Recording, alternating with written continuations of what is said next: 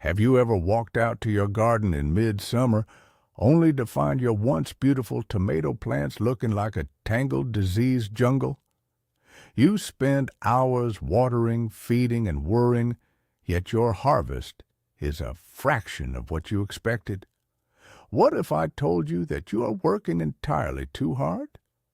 Today, we are going to completely flip everything you know about garden maintenance. I am going to share a shocking, lazy gardening secret that involves something you probably already have in your kitchen cabinet.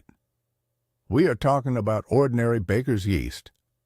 We will also uncover the strange but incredibly effective concept of helping your tomato plants lose weight. Yes, you heard that right. Slimming down your plants is the key to an explosive harvest. By the end of this video, you will know exactly how to rescue poorly managed tomatoes, save your cucumbers from devastating fungal diseases, and create a specialized spray for your blueberries, all without breaking a sweat or digging up your garden beds. If you are tired of losing your crops to blight and want to harvest 3 times as much fruit with practically zero effort, you need to watch every single second of this. Before we get into the exact recipes and methods, we need to understand a fundamental truth about how plants work. In the wild, a tomato plant's only goal is to survive and drop seeds. It does not care if it produces huge, delicious fruits for your kitchen table. When we overfeed our plants and let them grow wild, they put all their energy into producing massive amounts of leaves and stems. This creates a dense, humid canopy that blocks sunlight and traps moisture. It is the absolute perfect breeding ground for fungal diseases like late blight and powdery mildew. Fungal spores are everywhere in the air, just waiting for a damp, dark leaf to land on. At the same time, we have beneficial microscopic organisms like yeast, which can actually fight off these bad fungi. Think of your garden not as a collection of isolated plants, but as a microscopic battlefield. If you leave your plants poorly managed and overgrown, you are basically handing the enemy the keys to the castle. But with a few incredibly simple, lazy interventions, we can completely change the environment. We can redirect the plant's energy and introduce friendly biology that does all the hard work for us. Let us start by addressing the tragedy of poorly cared for tomatoes. So many well-meaning gardeners plant their seedlings in the spring, give them plenty of water, and then just let them go wild. By the time July rolls around, they have a massive, sprawling monster of a plant. The leaves at the bottom turn yellow and black, the stems are weak, and the few tomatoes that do form take forever to ripen. This happens because the plant is suffering from severe energy exhaustion. It is trying to pump water and nutrients to hundreds of unnecessary leaves. Every time it rains, or even when the morning dew settles, that dense thicket of foliage stays wet for hours. This lingering moisture is a death sentence in the garden. It is exactly what fungal spores need to germinate and penetrate the plant tissue. Poor care is not about a lack of effort. In fact, it is usually the result of doing too much of the wrong things, like overwatering from above, and doing too little of the right things, like smart pruning. The secret to a massive yield is not adding more fertilizer to a chaotic plant. The secret is establishing order. We have to train the tomato to work for us, not against us. And that begins with a concept that might sound a little strange at first, but will absolutely revolutionize your gardening game. This brings us to the ultimate lazy gardener's secret, which I like to call slimming down your tomatoes. Think of a wild, overgrown tomato plant, like a person carrying around 50 pounds of unnecessary weight. It is sluggish, it is tired, and it is highly susceptible to health problems. Our job is to put that tomato plant on a strict energy-saving diet. We do this through targeted pruning. Now, I know the word pruning sounds like a lot of work, but I promise you, this takes about 5 seconds per plant once a week. When you slim down a tomato, you are removing the non-essential parts of the plant so that 100% of its energy goes directly into flowering and setting fruit. You are also opening up the structure of the plant. This is crucial. When the wind can blow freely through the leaves and stems, the plant dries off incredibly fast after a rainstorm. Dry leaves mean no fungal infections. It is like putting an invisible shield around your garden. You do not need to buy expensive toxic chemical fungicides if you simply remove the environment where the fungus thrives. Slimming your plants is the ultimate form of preventative medicine. It is about working smarter, letting the sun and wind do the disease prevention for you. So, how exactly do we slim down these plants without hurting them? The very first step is identifying and removing the suckers. If you look closely at your tomato plant, you will see the main stem, and you will see branches coming off to the side. Right in the armpit, where that side branch meets the main stem, a new little shoot will start to grow. That is a sucker. If left alone, that tiny shoot will grow into an entirely new main stem, complete with its own leaves and eventually its own flowers. While that might sound great, it actually creates a tangled, unmanageable mess. The plant's root system simply cannot support 3 or 4 massive main stems efficiently. To remove them, you do not even need tools. Just use your thumb and index finger. Pinch the base of the sucker when it is about 2 to 3 inches long and gently snap it off. It will break away cleanly. By doing this once a week, as you stroll through your garden with your morning coffee, you are telling the plant exactly where to send its energy.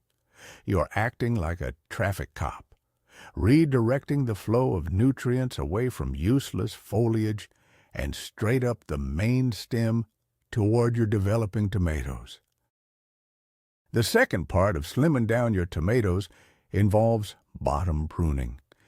This is a step that many beginners completely ignore, which leads to disastrous results. As your tomato plant grows taller and sets fruit on its lower branches, those bottom leaves start to become obsolete.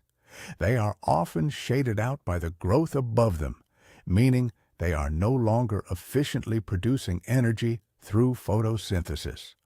Worse, they are hanging dangerously close to the soil. Every time it rains or every time you water, tiny particles of soil splash up onto those bottom leaves. That soil is packed with dormant fungal spores just waiting for a ride onto your plant. To stop this, you need to strip the bottom foot of the plant completely bare. Once the plant is about 3 feet tall, take a pair of clean scissors and snip off all the leaves and small branches from the ground up to the first cluster of fruit. You want a clear, bare stem at the bottom. This creates a massive air gap between the damp earth and your delicate leaves. It practically eliminates soil-borne diseases from taking hold. Your plant will look a little like a palm tree at first, but I assure you, it will thank you with the healthiest growth you have ever seen. Now that we have created a healthy, slimmed-down structure, it is time to talk about disease prevention. even with perfect airflow, while sometimes the weather just refuses to cooperate. If you have weeks of constant rain and high humidity, your plants are going to need some extra help. This is where we abandon the chemical aisle at the garden center and head straight for the baking aisle at the grocery store. Baker's yeast is an absolute miracle worker in the vegetable garden. Most people only associate yeast with baking bread or brewing, but it is actually a powerful biological agent. Yeast is a single-celled fungus, but it is a friendly fungus. When we introduce it to our garden, we are using biology to fight biology. It is a completely natural, incredibly cheap, and surprisingly potent way to protect your hard work. You can buy a small block of fresh yeast or a few packets of dry active yeast for pennies, and it will replace bottles of expensive sprays that require you to wear a mask and gloves. This perfectly aligns with our philosophy of lazy, smart gardening. We are going to let billions of tiny microorganisms go to work for us, defending our plants 24 hours a day. To understand why yeast is so effective, you have to picture a microscopic turf war happening on the surface of your tomato and cucumber leaves. Pathogenic fungi, like the ones that cause late blight or powdery mildew, need physical space and food to survive on the leaf. When you spray your plants with a yeast solution, you are essentially dropping a massive army of beneficial microbes directly onto the battlefield. The yeast rapidly multiplies and covers the entire surface of the leaf. They are greedy little organisms, and they quickly consume all the available sugars and nutrients on the leaf surface. By the time the bad fungal spores land on your plant, there is no room at the inn, and there is no food left to eat. The yeast completely outcompetes the disease-causing fungi, starving them out before they can even establish a foothold. Furthermore, the presence of yeast actually triggers the plant's own immune system. The tomato or cucumber senses the presence of this harmless fungus and goes into high alert, naturally boosting its own defenses. It is like giving your garden a natural vaccine. You are empowering the plants to protect themselves with zero negative impact on the soil, the beneficial insects, or your own health. Let us get right into the exact recipe for this miraculous yeast spray. You will be shocked at how simple it is. You're going to need 100 grams of fresh baker's yeast. If you cannot find fresh yeast, you can substitute it with about 30 grams of dry active yeast. Next, you need a standard bucket that holds 10 liters of water. The temperature of the water is incredibly important. If the water is too cold, the yeast will not wake up. If the water is too hot, you will kill the yeast instantly. You want the water to be comfortably warm to the touch, similar to a lukewarm bath. Take your 100 grams of fresh yeast and crumble it directly into the 10 liters of warm water. Use a wooden stick to stir the mixture gently until the yeast is completely dissolved. You will notice the water turning a milky, cloudy color, and you will smell that distinct, earthy aroma of baking bread. This is the simplest unfermented version of the yeast spray. It is incredibly quick to make and can be used immediately. This is the perfect solution for the truly lazy gardener who notices a few spots on their leaves and needs to take action right this second without waiting for days. However, if you want to create a truly potent, supercharged version of this spray, we are going to ferment it. This takes a little more time, but the results are absolutely worth it. For the fermented recipe, take your 100 grams of fresh yeast and place it in a small bowl Add 1 cup of warm water, and here is the secret ingredient, 1 cup of plain white sugar. The sugar acts as a massive energy boost for the yeast. Stir this thick paste together and let it sit on your kitchen counter for about 2 hours. You will see it start to bubble and froth up as the yeast begins to rapidly multiply and consume the sugar. Once it is nice and frothy, pour this concentrated mixture into your bucket of 10 liters of warm water. Now cover the bucket with a cloth to keep the bugs out and let it sit in a warm spot for 3 days. During these 3 days, the yeast will ferment the mixture, creating a biologically active brew packed with vitamins, amino acids, and thousands of times more yeast cells than the quick recipe. After 3 days, you cannot just spray this directly. It is too strong. You must dilute it by mixing 1 liter of this fermented brew with 9 liters of fresh water before applying it to your plants.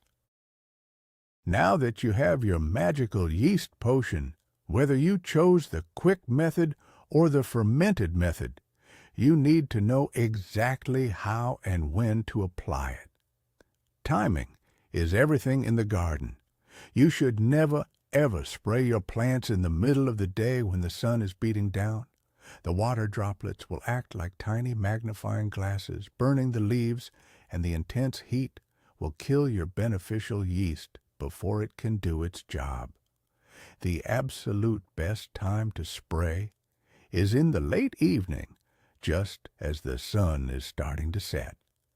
This gives the plant the entire cool, dark night to absorb the nutrients and gives the yeast plenty of time to colonize the leaf surface before the hot sun returns.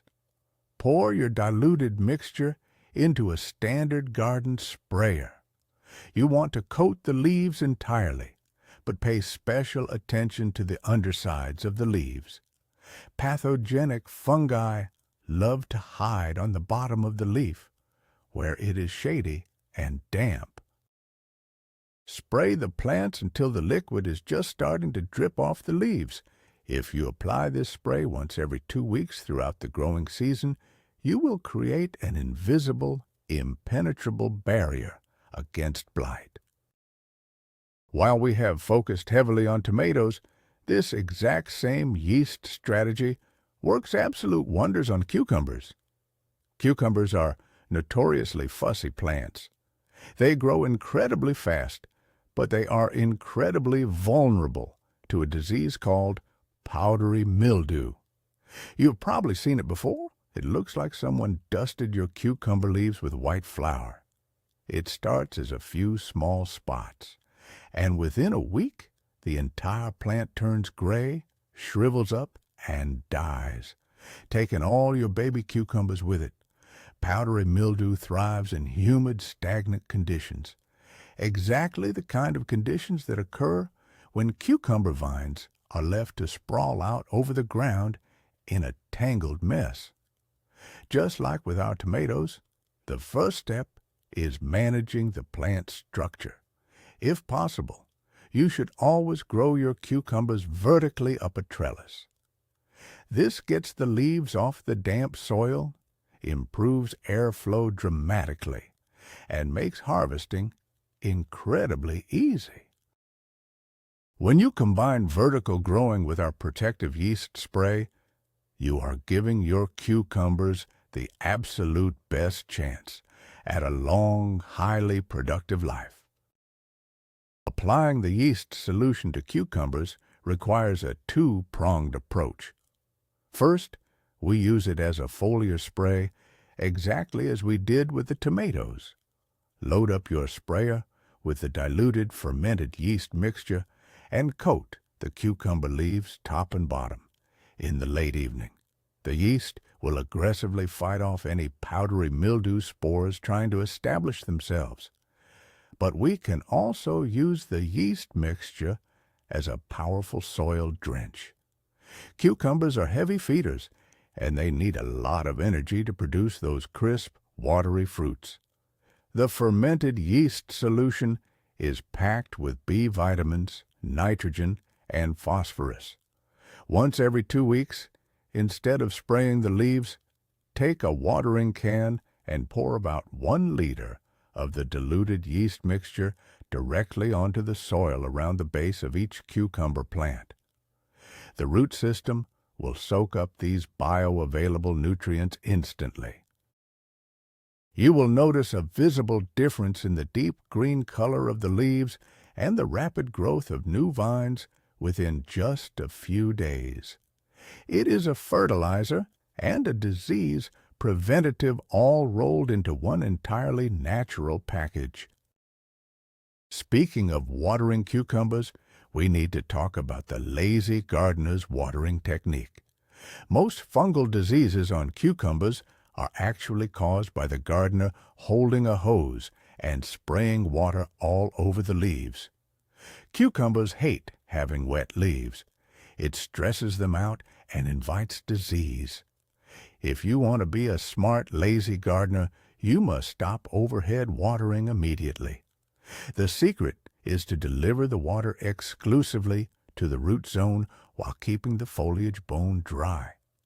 You can do this by laying out a cheap drip irrigation hose, which does all the work for you at the turn of a valve. If you do not want to set up irrigation, simply bury a plastic pot with holes in the bottom right next to your cucumber plant. When it is time to water, just fill the buried pot with your hose. The water will slowly seep deep into the soil directly at the root zone. The surface of the soil stays dry, the leaves stay dry, and the plant gets exactly what it needs. This simple change in watering habit, combined with your yeast spray, will easily double the lifespan of your cucumber vines. It is also crucial to realize that sometimes what looks like a terrible disease on your tomatoes or cucumbers is actually just a severe nutrient deficiency. A very common issue is blossom end rot. This is when the bottom of your beautiful green tomato suddenly turns black and sunken. It looks like a fungus, but it's actually a lack of calcium in the fruit. The crazy thing is, your soil probably has plenty of calcium. The problem is that the plant cannot absorb it because the watering is inconsistent. This is where our yeast soil drench becomes a double blessing. By watering the soil with the fermented yeast mixture, you are not just adding vitamins. The active yeast and the slightly acidic nature of the fermentation process actually help break down bound-up nutrients in the soil. It makes things like calcium and phosphorus much easier for the plant's roots to absorb. By keeping the soil biology highly active with yeast, you are smoothing out the nutrient uptake process. You prevent blossom end rot, yellowing leaves, and stunted growth, all without having to buy specific, expensive micronutrient chemical fertilizers. Now, let us shift our focus to another beloved but often problematic garden favorite, blueberries. Many gardeners buy a beautiful blueberry bush, plant it in their garden, and watch it slowly decline year after year. The leaves turn pale yellow, the branches get brittle, and the few berries it produces are small and sour. They try spraying it with all sorts of things, but nothing works. The problem with blueberries is that they are entirely different from your vegetables. They are incredibly picky about their soil chemistry. Blueberries absolutely demand highly acidic soil. If your soil pH is too high, which is common in most backyard gardens, the blueberry bush literally cannot eat. It is surrounded by nutrients, but its roots are locked out from absorbing them. This weakens the plant drastically, making it highly susceptible to fungal twig blights and fruit rots. You cannot treat a blueberry problem with a standard garden spray until you address the fundamental environment. If you want a massive harvest of sweet blueberries, you have to embrace the chemistry of acidity.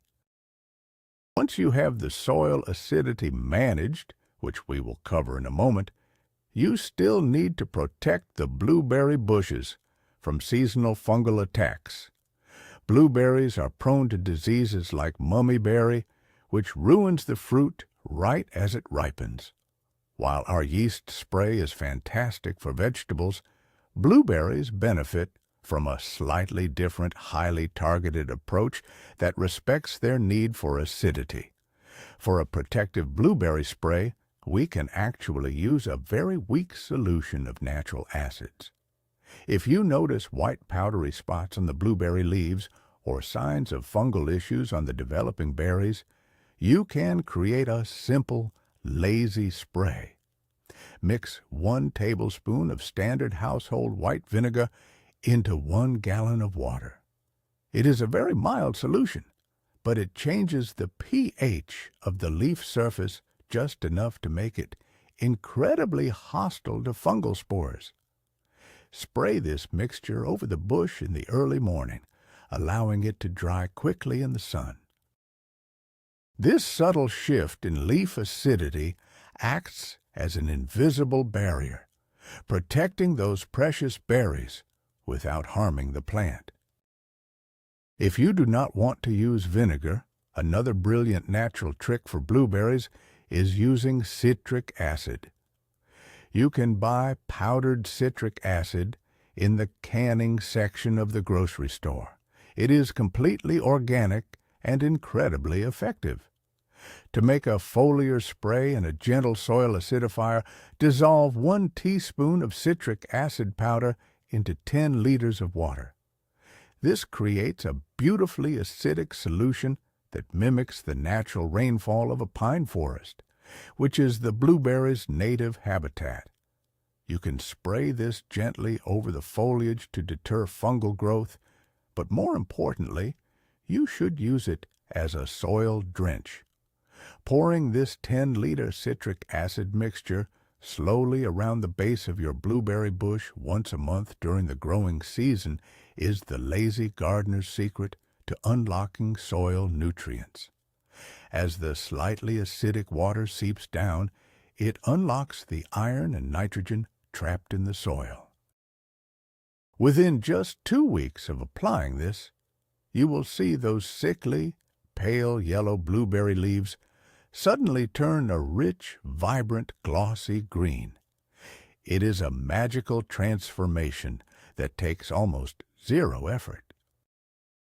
To truly automate your blueberry care and practice peak lazy gardening, you must master the art of mulching. Because blueberries have very shallow, fragile root systems, they hate competing with weeds, and they despise drying out.